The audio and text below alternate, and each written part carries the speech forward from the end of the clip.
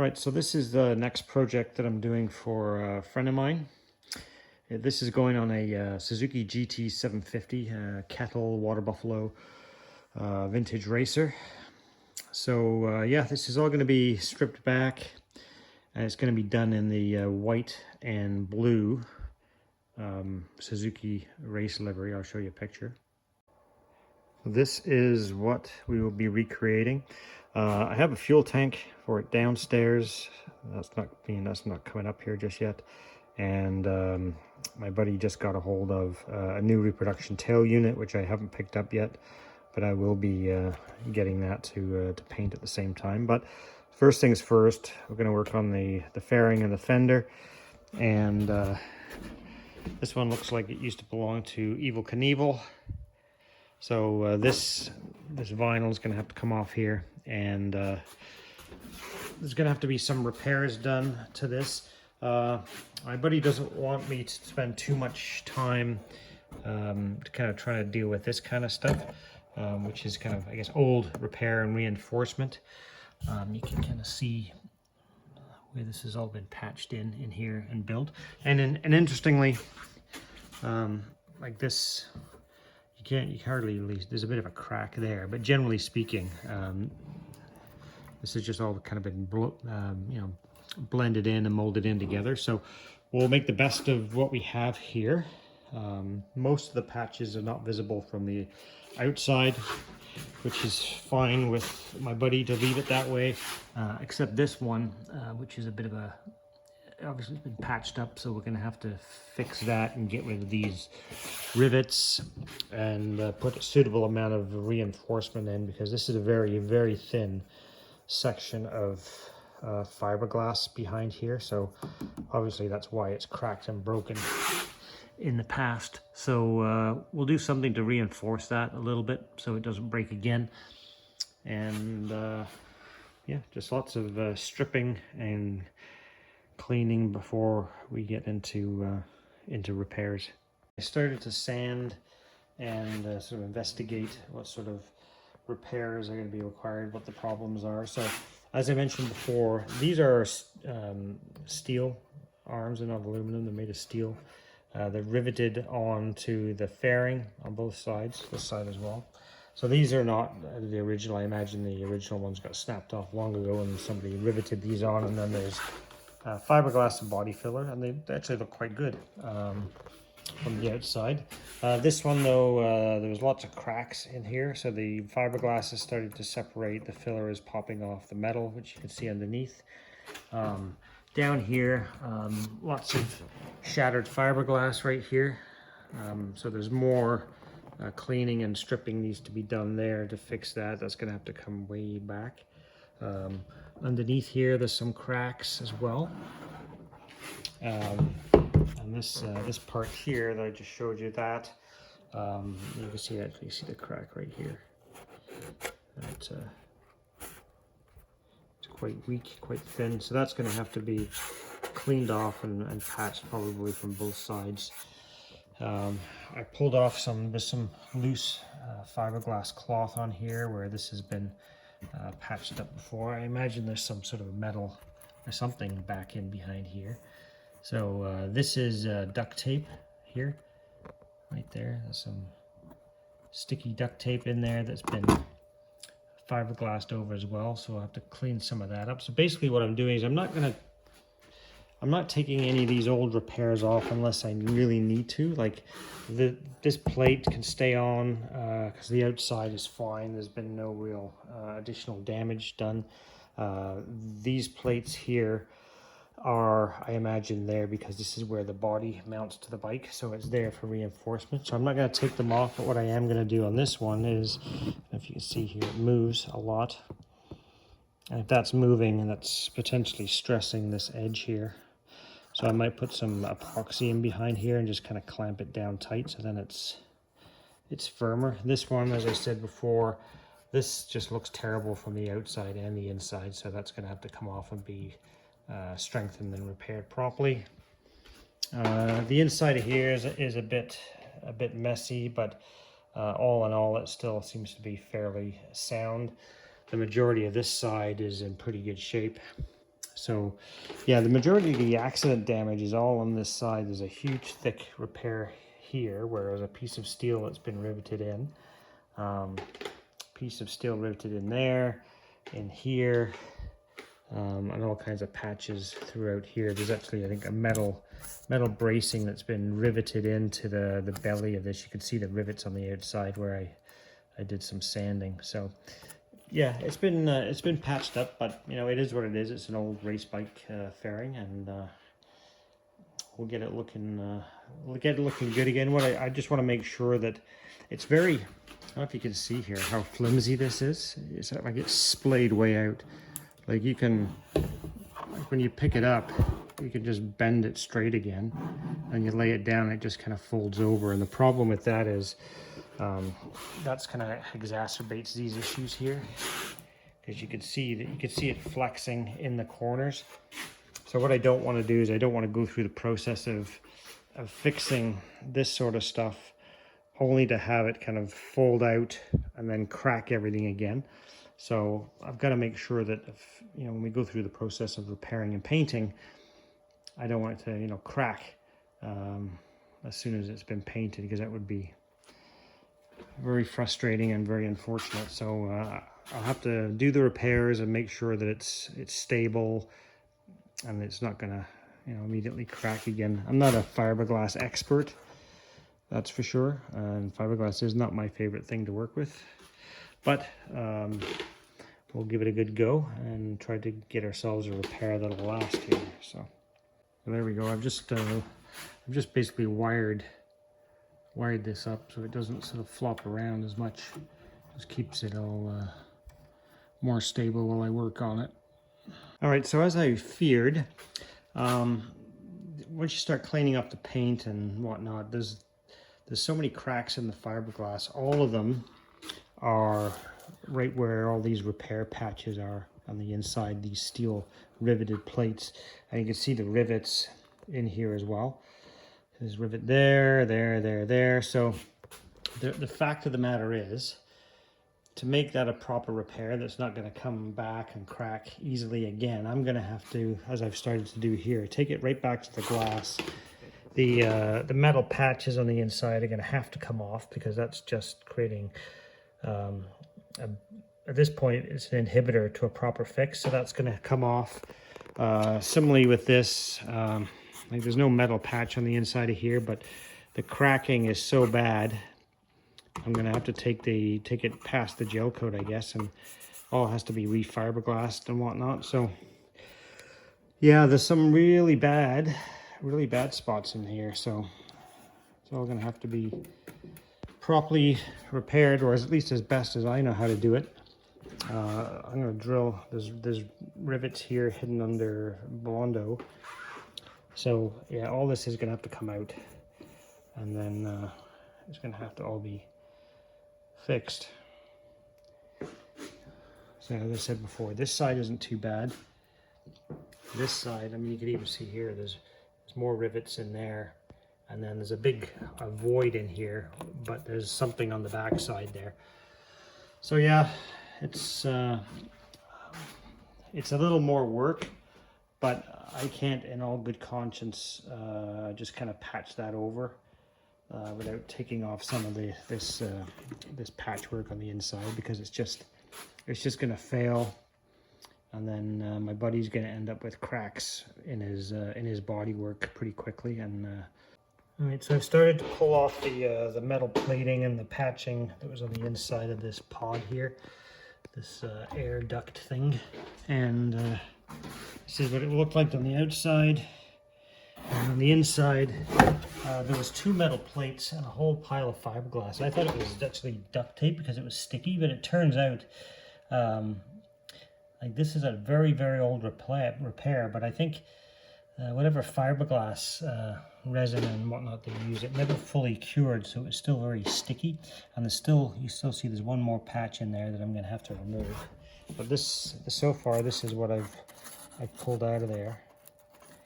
Is this, and this is still wet, and I bet you know, this could be who knows how old. It's not a new repair. And then there's all kinds of aluminum plating. This was buried under the fiberglass. That was on top of the fiberglass.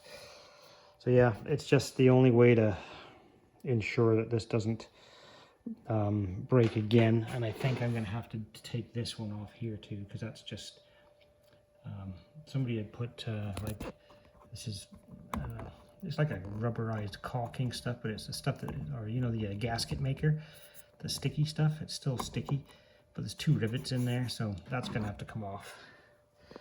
And yeah, I'm going to finish taking that off, and then I think with this one off here and then that one off there, I should be okay. Oh, of course, this one, that's a bit of a disaster as well. So what I've done here is I've used a fiberglass mat on the outside, and then I used fiberglass cloth on the inside. I kind of cleaned everything off and acetoned everything, and then so that's what I've done in all the repair spots, because my understanding, I'm no expert, absolutely no expert on fiberglassing, but the fiberglass mat, which is a little bit thicker, tends not to show, like once you sand it, excuse me, once you sand it, you really can't see where the mat is.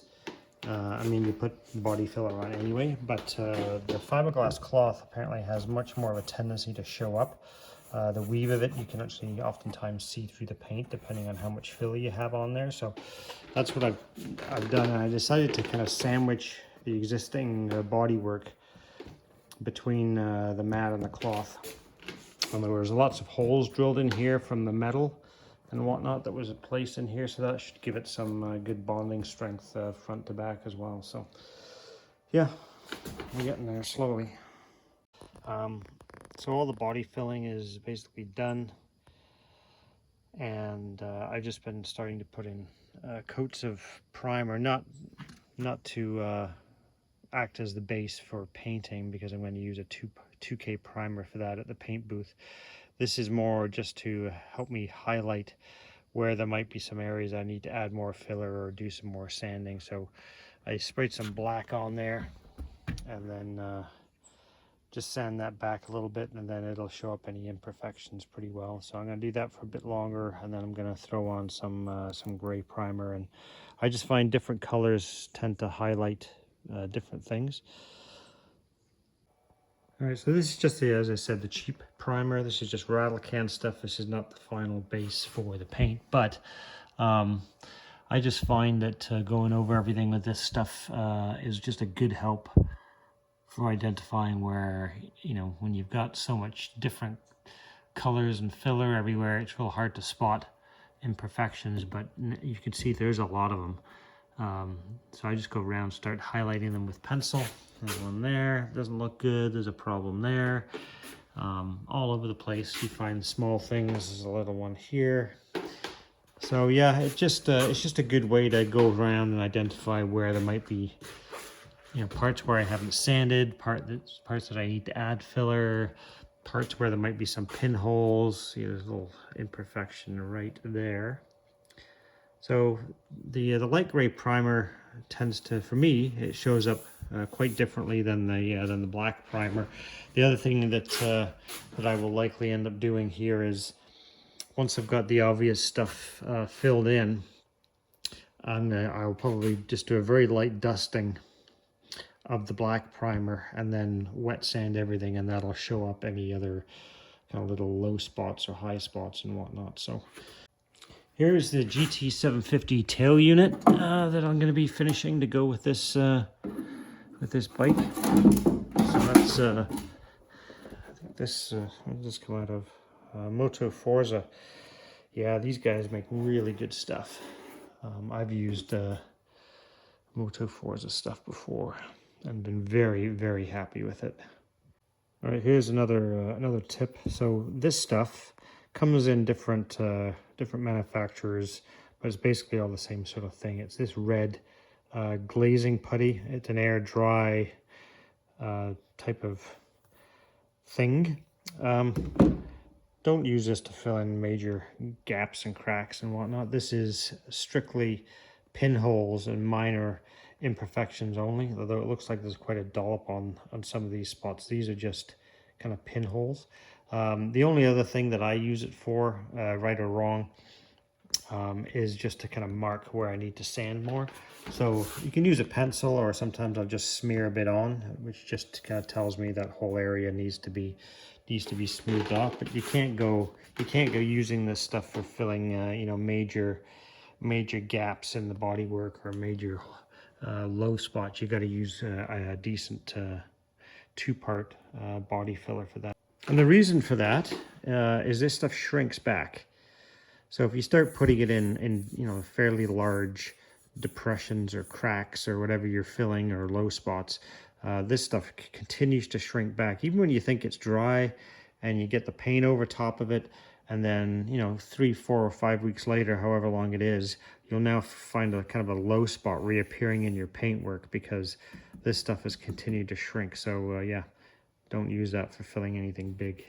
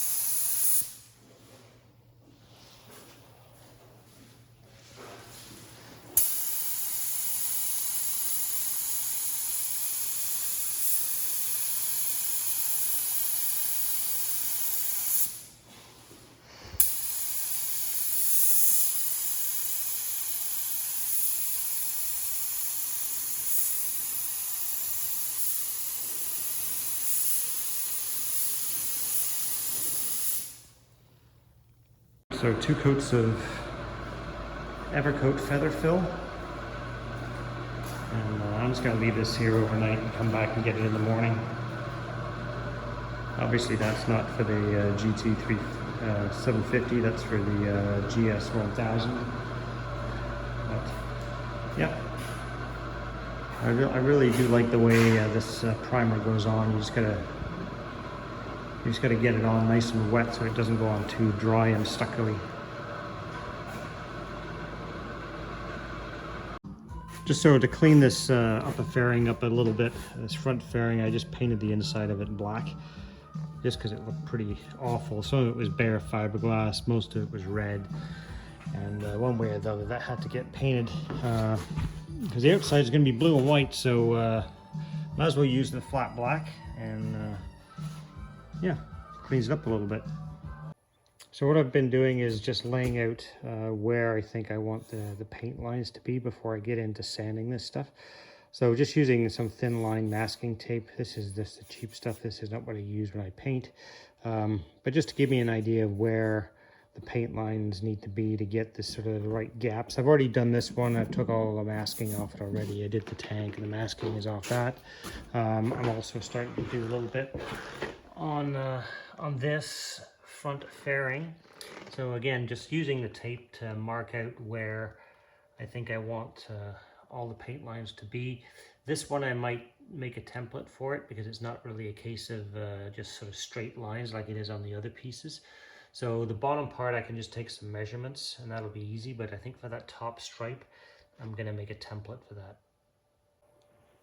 All right, so after I laid out the tape lines for the paint on the fairing, what I've done is I've made myself a left and right template. Obviously, they're just opposite to one another.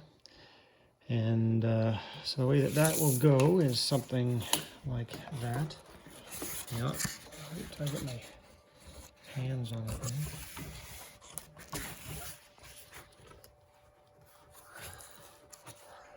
So anyway, you kind of get the idea. It'll just be easy to clip that on. I use one of those alligator clips on the back here, and then this only goes halfway around, so you can just tape it onto the front, and then it'll allow me then to lay these tape lines. So this is the kind of thing that I'll redo once I get into the booth, obviously, with proper fine line tape. This is not fine line tape. This sort of stuff is just easy to take measurements, which I've done, and you can do that kind of live in the booth. This sort of stuff, it just takes a whole lot longer to do, and I need, you know, a certain distance here, and you know you've got, you know, body contours, and it needs to be identical on both sides, otherwise it's just not going to look right. So that way it's just easier to make a left and right template to use once you get to the paint booth. It just makes it a whole lot faster. It's been sanded. I let this sit for a good you know, week and a half to 2 weeks. I was busy doing some things, so this has all been sanded down, and the next step is to get a spot at the paint booth. I think I said in my last video I was going to move away from using Valspar paint and go back to Chromax. However, I'm back to Valspar, and for two reasons. One is they're very, very helpful at Maslac Supply, where I buy this, and said that they could mix it a little bit thicker. It'll cover a little better, apparently. They did that once before for me, and it did cover better. So they're happy to work with me on that. The other thing is they you know, they give me discounts. Not just on the paint that I buy, but I've kind of become a good customer there, I think, and they're a good place to deal with. So they've extended me discounts and other things that I have to get, so that's also very nice. And the other place that I used to buy the Chromax paint at, although they're still dealing in Chromax paint in the immediate number of weeks, they are switching over from solvent-based Chromax paint to a waterborne paint again. They did waterborne for a while. They went back to Chromax, and now they're going back to waterborne again. And I don't have a desire to go and spray waterborne paint. So there we go. So I guess I'll be using Valspar. And the other thing I may actually try in the near future is getting it unreduced and then reducing it myself, so then I can control the thickness of the paint. So this stuff that I typically buy is just ready to spray. Put it in the gun and off you go. But I might try a different approach depending on what I'm painting in the future. Everything is set up. So we're basically going to do everything in white, and then once the white's dried, we'll tape everything off and do the blue.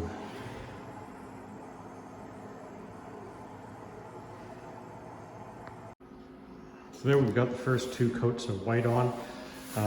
So I think what I'm going to do now is, because this is going to have a lot of blue on it, I'm just going to focus the last coat of white where it's going to stay white, which is basically here. And then there's a band that runs up this way.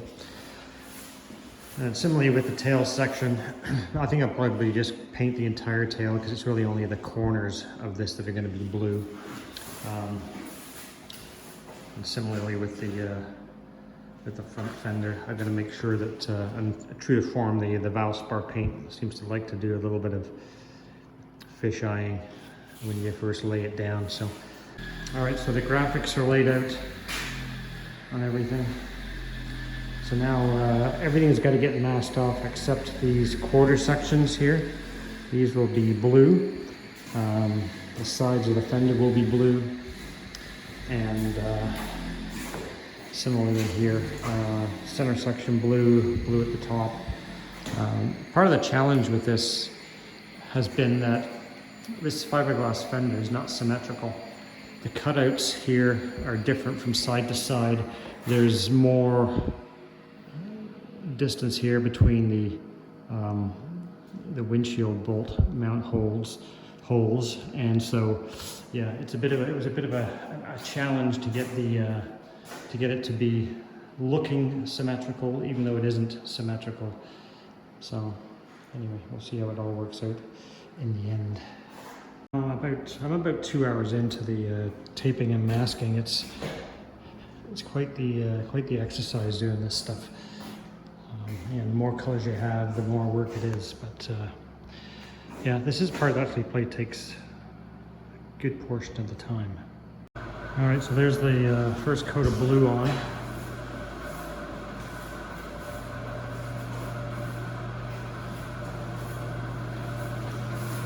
And this actually looks a little bit darker in the video than it actually is, but it's kind of normal with the lens that's on these phones.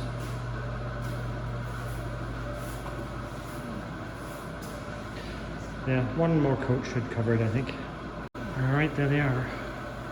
All the panels with the paint on. So next step is clear coat.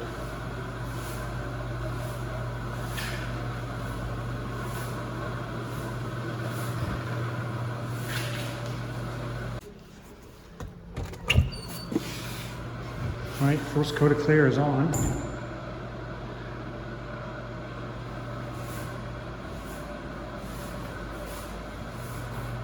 So I'll let that flash off for a little bit and then put on the last coat of clear, and then I'll be back to the shop to dry for a week, and then we'll flat it all back, put the decals on it, and then bring it all back for clear coat again. Well, there we go. We are finished for today.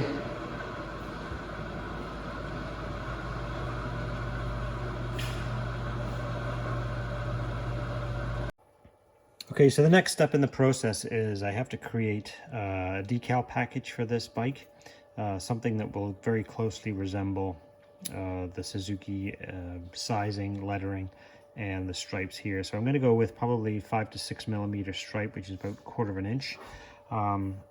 This will be the kind of the standard Suzuki size decal, which is it'll be about 28 millimeters by 82 millimeters.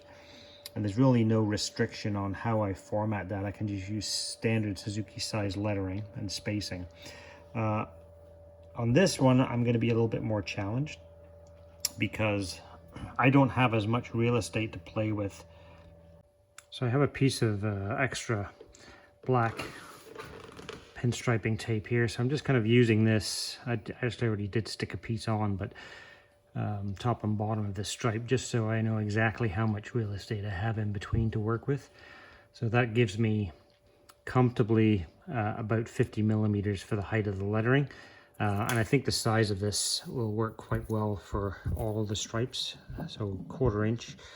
Any smaller would be too small. So I think that's going to be perfect. So I'll probably end up buying a 50-foot roll of that. That's the minimum I can buy. So the next steps in this GT750 bodywork is basically to get it ready for applying the decals and then clear coating everything again. So my friend who I'm doing this for wants all the decals cleared in. I think it will look much better that way. So in order to do that, you basically got to use either 400 or 600 and flat everything back again, which is what I've done here. And once you've done that, then you can apply the decals, and then it can go back to the paint shop. I'll take it back and give it 2 more coats of clear. So most of the bodywork has been flatted back, as you can see. So basically what I'm doing now is I'm just kind of going over everything a second time. So I've kind of hit this one again. I've got to clean it off, but just kind of looking for any sort of shiny spots. So you see these little shiny bits here and there. You see the light hitting that right here is the line there. So I'm trying to go over it all again, make sure I can knock off any of those shiny bits. And then also there's 1 or 2 spots where I had some blow by when I did the original paint. So you can see here on the tail section, there's a little bit of blue there. So that'll have to get just kind of dusted in a little bit with some white. I'll use my airbrush for that. And then I also there was a little bit of a a bump here for some reason in the paint finish, and it's kind of gone through to the white. So I'm going to, which is fine, it's easy to fix, just blow that in a little bit of blue. So yeah, just kind of going over it and looking at those fine details. And then next steps is I'm going to pick up the decal package tomorrow, and then we'll get all the decals put on, and I'll show you that process. All right, so there's the tank just about done. All the shiny spots that were left on there, I think I've dealt with most of those. I will say that this is kind of the least enjoyable part of the process for me when we talk about, I mean, I love paint and bodywork type of stuff, but sanding clear coat is definitely my least favorite part of it. It just takes so long to do because, well, there's always a little bit of an orange peel for the most part, at least for me, because I'm not a professional painter, and it seems that there's always a very slight textured finish to the orange peel, so to the clear coat. So it takes a little bit of time to knock this back to being completely smooth. And at the same time, you don't want to burn through the clear coat either, so you've got to be quite careful. But it's a necessary part of the process, and so yeah, I'll just about do it. All right, so apologies for the compressor if it kicks on while I'm doing this. So there's a couple of little blue spots of overspray here that I'm just going to make sure I can touch up.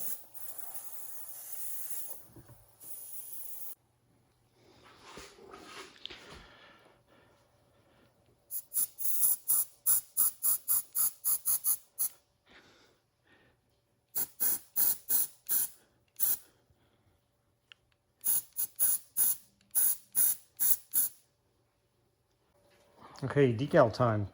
So this is the general look that we're going for. So I've got 3 of these Suzuki decals, 1 for each side of the tank, and then, although this is a different bike, we're going to put 1 on the tail the same as this. And then there are 2 of these larger Suzuki decals. I've got lots of black pinstripe, and I've got a number of these yellow oval number plates. Now the plan is all the pinstriping and the black Suzukis are going to go on first. The whole bike will get clear coated again, and then these, because they're wrapped vinyl and they're gloss, and typically number plates are things that kind of get peeled on and peeled off depending on the number and all of that kind of thing. These are going to go on after the clear coat is done. And so what I've done from a sizing perspective is I've chosen a size slightly smaller than this because, like this bike, I want the yellow to fit inside the blue, completely inside the blue on the fairing. So that kind of limits the boundaries. I still want some blue around it and all of that kind of thing. And then the other thing I did is I printed basically 3 of these, or I had 3 of these made from yellow wrap vinyl, 1 for each side and 1 for the nose. And I'm not yet 100% certain how easy it's going to be to put it on the nose. It's kind of like wrapping a football in newspaper. If I can do it, because these are wrap vinyl, these are not. So I'm hoping I can get it to conform to the kind of the spherical nose cone on the bike. And if I can't, because it's too large, well, I've got a slightly smaller one that I can try. But it's a very convex shape. So obviously it's kind of curved this way, and it's curved this way. The wrap vinyl itself, I think, should conform to that, but of course, how difficult that'll be really depends on the size of the piece that's being applied. I'm going to put on the biggest one I can, but that's the yellow. These yellow number plates are not going to go on for at least a week after the clear coat is done, because you've got to wait for that to kind of fully cure and gas off before you throw the wrap vinyl over top of it. So plan is I'm going to give this a wipe down. Any of the white areas where the black is going to go, that'll all get wiped off. And I think the first order of business will be to put the largest Suzuki stickers on here, and then we'll get to pinstriping that, see how that goes.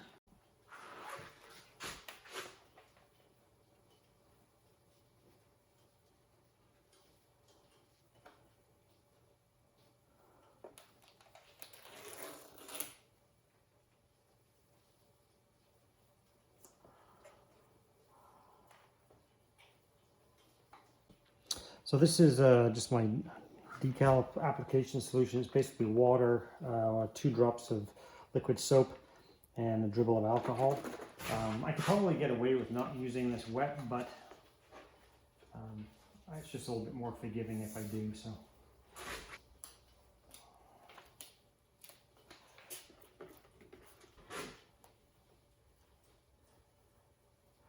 So start at the middle, and work our way out and down.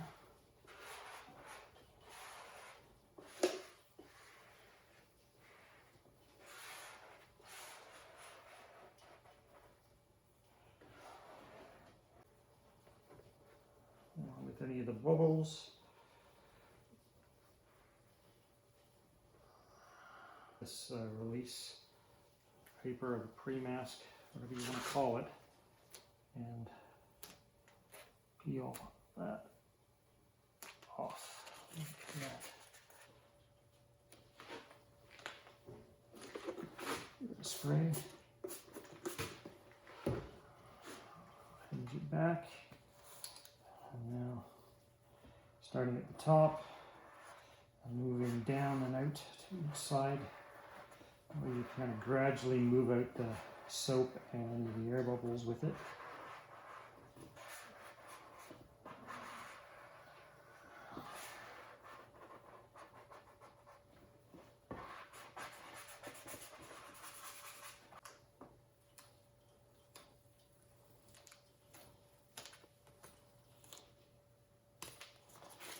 There we go. Okay. So what I'm going to try to do here is just kind of leave myself like only maybe 6 to 12 inches at a time of the striping. And I'm just trying to just gauge the spacing here so I get it right from the get-go.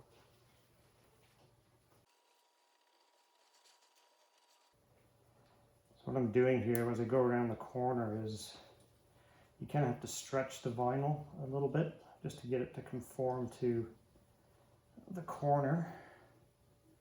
And once it does that, then you can keep going.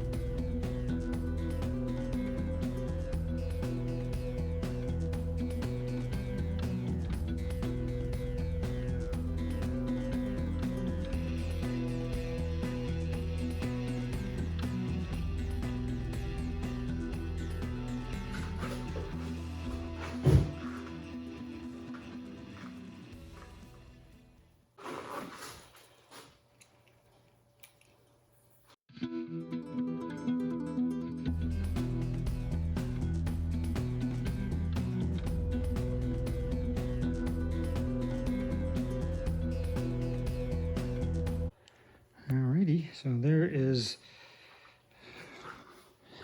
pinstriping and whatnot all done on the upper fairings. That looks okay. Now onto the rest. Alright, so there's the black stripes on the tail. So what I got to do now, just finish trimming this off, and then I can put the Suzuki logo on the back. Alright, so there we have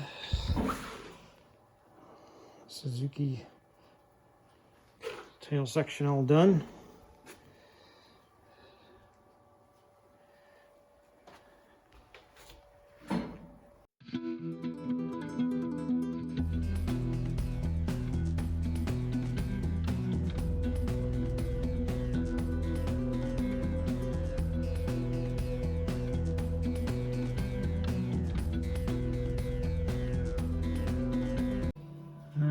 So there is the tank all done. So that looks all right. Quite happy with that.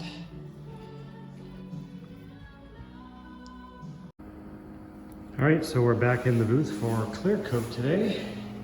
Got everything set up, and it's all been wax and grease removered. And now I'm just going to tack everything down. And the objective for today is clear coat. So we'll get all this tacked off, and then mix up some clear, and then we'll get to spraying it. Today I'm working unsupervised. Normally my buddy's here to kind of keep an eye on me. But the last few times he just kind of let me go at it, and it's more it's more for me as a security blanket, I think, than anything else. He thinks that I'm kind of good to go here, so he's away, and I figured, well, time to fly solo. So that's what I'm doing. Okay, here we are. It's all the clear coat is done. So I'll come back tomorrow morning. Basically just leave this here 24 hours, and then it can sit back at my shop for a good week. Let it really cure up before I start putting the yellow wrap number plates on here. Overall, it came out pretty well. Quite happy with that. All right, for the number plates, I've got basically 4 different sizes of yellow ovals. This is the largest one, and then they kind of go gradually smaller and smaller. This one I think is going to be way too small. I got this one done this size for the nose, just because I was concerned about being able to get this to conform to such a convex shape, but we'll see how that transpires. So my goal is to try to go with the biggest ones. I've got 3 of each, and then we'll see how that transpires. All right, so obviously the masking pre-mask is still on this, but the idea would be that that would go kind of somewhere in and around there, like that. Try to get it as evenly spaced as possible. All right, so this is the next size down, and I'm thinking that might actually go better up here. It might be easier to get that to conform such that, like, the shape is so convex, right? I mean, by the time you get that wrapped down there, it's going to be quite difficult to get that to conform if it's any bigger, I think. Plus, there's not a ton of, nowhere near as much kind of real estate and space up here. But that's kind of the sizing I'm thinking. All right, here's how the number plate's going to basically be positioned on this side. Going to be somewhere in and around there.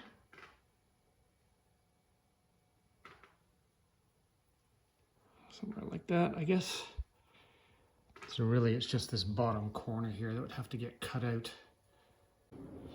Okay, so today's job is putting on these number boards, these yellow ovals. This is the material. It's 3M wrap film 2080. So I'm hoping that it should be reasonably forgiving in its application. So I think, as I mentioned before, the challenge with this is going to be applying it at 2 different surfaces at the same time. So part of it's going to be over here, on which is basically just a flat surface. The other part of it is going to kind of have to come over this air duct. The reason that's a little more challenging is because it obviously has to travel a longer distance. There's more surface area on this side than this side. So if it was going to be kind of finishing over here and down here on both sides of the duct, it would be a real difficult job, I think. The thing that's going to hopefully make this a little bit easier is that I don't actually have to have a complete piece of this vinyl on both sides, if you know what I'm saying. So because it's going to kind of finish up here, I can actually split it kind of down the middle, so to speak. So half of it's going to be up here and half of it down here. and this hole in the duct is going to allow it to be hopefully a little bit more forgiving in its application, because otherwise you'd either have to stretch it a whole lot here to get it to conform, or shrink it a whole lot down here. So I'm hoping that that duct is actually going to make it a little bit simpler to apply. So as far as my tools go, I've got my trusty Barbie hair dryer. This has got to be, I don't know, 20 years old at least. It was my daughter's when she was a kid, and she's now in her late 20s. So, but the good thing about a Barbie hair dryer is, unlike a heat gun, you cannot overheat the vinyl with this stuff. These things are made to kind of be safe in the hands of a kid. So obviously toy manufacturers are not going to want to burn kids typically. So the heat coming out of that is a very controlled heat. So it's kind of good for warming vinyl to be pliable, but making sure that you don't overheat it. So that's kind of the good thing of it. Tape, so I can hinge it like I have here already.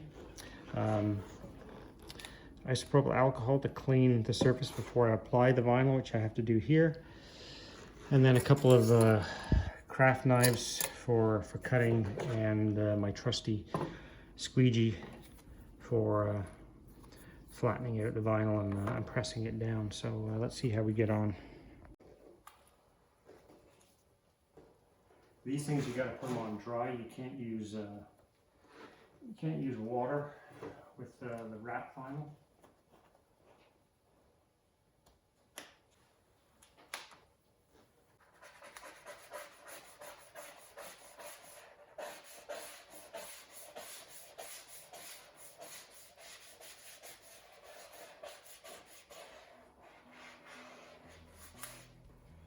So here's where it starts to get a little trickier, I guess.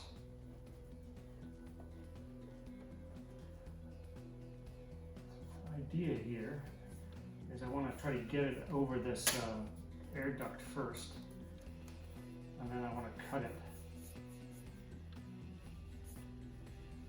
I want to make sure I work out any of the wrinkles as I go, using kind of a circular motion. Watching the vinyl underneath the release paper, make sure I'm not getting any hard line wrinkles. It's very difficult to get those out after.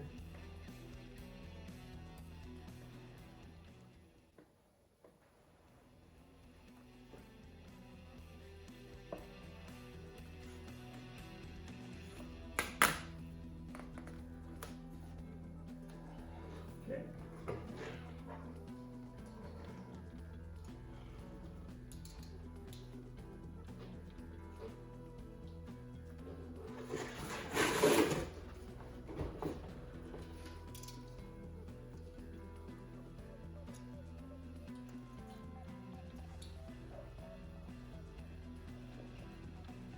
I'm using my thumbnail here just to make sure I can see exactly where the edge of this duct is.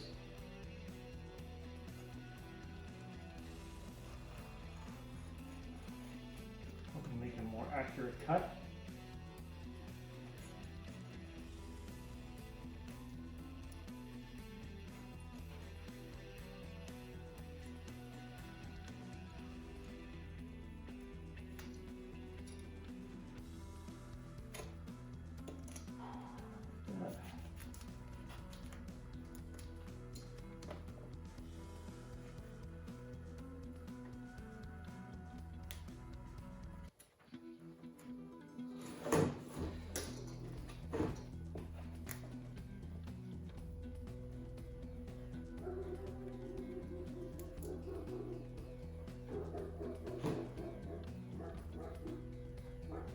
I think now I'm going to take this release paper off because I need it to a little bit more conforming down to this bottom area here where the duct kind of starts to transition into the flatter side of the panel here.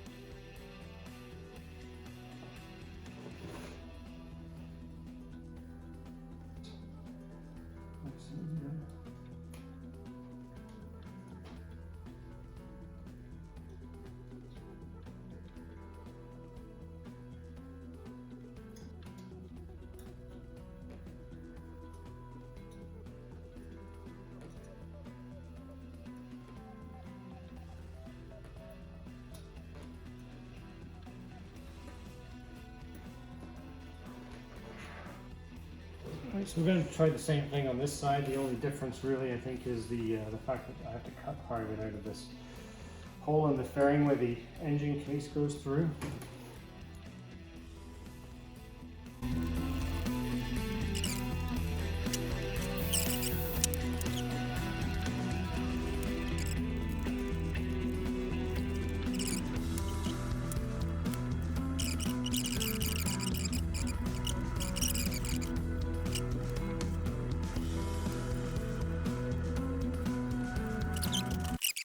All right, so here's the part of this that I think might be tricky for sure, for two reasons. So one, I've mentioned before, this is a very convex surface here, and you know, it's like wrapping a football in newspaper. Becomes very difficult, and the further out you get, the bigger the wrinkles are and all that kind of stuff. So that's going to be one challenge. The second challenge is this fairing is not symmetrical. So I don't know if you can tell there or not. This piece and these holes and halfway between that windshield hole and that one, I'm going to do a bit more work here just to try to get this as centered as possible. But even here, this is a larger distance than here. And if you recall in the paint booth, my comments where I used a template for one side, which was this side. And then my idea was to flip the template over and do that. And the whole shape of this side of the fairing is quite different, aside from the fact that this has got a bigger cutout on this side. So yeah, it's going to be a little tricky, but we'll see how we go. So my plan with this one, I think because of the shape of it, I'm going to maybe try to start in the center and kind of work my way out, I think. And if I make a bugger of that, then I'll have to take it off, and I've got a spare one. All right, so here you see the struggle. So the further away from the center you get, you know, the more the wrinkles occur. And so this is where you're not trying to stretch the vinyl anymore, right? You're trying to shrink it. And so I'm having a lot of trouble shrinking the vinyl back. So I think I'm gonna have to use a little bit more heat, but more than my Barbie hair dryer is gonna produce. In order to do that, I'm gonna use my heat gun a little bit, and we'll see how that works. It is harder to film up here because I'm kind of way off the ground, standing on a box, just because of the way I've got this thing positioned. So I haven't got a tripod up here to sort of allow you to see this as I'm doing it, so I apologize for that. Okay, so far, so it's taken me 40 minutes or so to get to this point. And so as I said, as you get closer to the edge, I mean, typically, it's exactly the same idea as wrapping football in newspaper. You could start off fairly flat here, and the further out you go, the more wrinkles you have. And the only way to deal with wrinkles in the vinyl is to shrink the vinyl.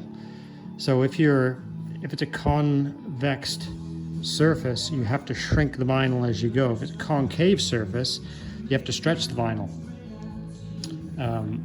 So in this particular case, I've got to shrink it in order to get all the puckers out. So it's a bit of a balancing act. You do some shrinking, some stretching, and just slowly you work out all these wrinkles along the edge until you kind of get down to a little corner. And as I said, it took me a long time. I've still got a little bit more work to do here. You can tell there's still a couple little wrinkles there at the edge. So it's a case of kind of picking this stuff back up again and then warming it and then laying it back down. It's a long process. All right, so here's what it looks like as you start to get a little closer. You can still see that there's a lot of, if you try to just sort of stick that down like that, each time you get a wave, right, that's excess vinyl. So that's kind of, if you just kind of went at it ham-fisted style, all these would end up being hard line creases that you'd never get out. So basically you just got to peel this stuff up a little bit like this, and then warm it, and then gently just kind of work it this way and that way. And if you get a hard crease, you kind of stop as soon as you can, and then you pull the vinyl back up. And because this is wrap vinyl, it tends to be a little bit more forgiving. and you can often work that hard line crease out of there. So yeah, it's a long and slow process. And one thing I've learned, so the guy that came here and did some of my graphic installs for me, that was kind of giving me a few lessons along the way, one of the big things I learned from Adam was you just got to take your time, go at it real slow, try to read what the vinyl wrinkles are going to do. And you know, if you go at it straight like that, you're going to wrinkle the vinyl and crease it. If you kind of work it gently, you can work them out, and you just kind of get a feel for when you apply the heat. Like right now, this vinyl is pretty thick because I haven't put any heat in it yet, so there's no way to work those out. And you've got to heat the vinyl up and shrink it, and then it'll start to conform better. But it really is one of those things where you have to take your time. And I've also learned that, you know, you can actually peel this stuff back and then start again. It's quite forgiving. All right, there we go. That is as good as my vinyl wrapping skills get. There's not the easiest job to do, that's for sure, but yeah, that should do the trick. All right, that's going to wrap it up for this video. Hope you enjoyed the video series on doing this GT750 bodywork. Thanks for watching. Please like, share, and subscribe, and we'll see you next time.